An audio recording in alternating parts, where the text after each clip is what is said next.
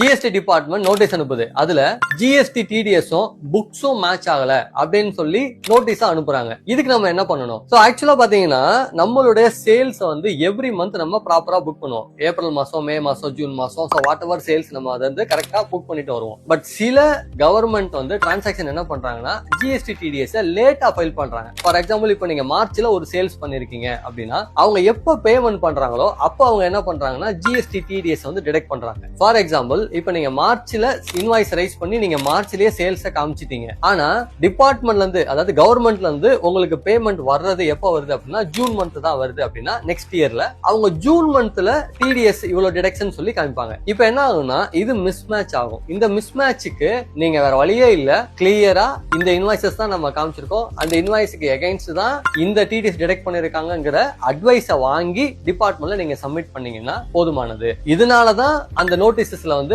Miss match ஆகிறதுக்கு வாய்ப்பு இருக்கு, வேற எந்த பிரச்சனையும் இருக்காது.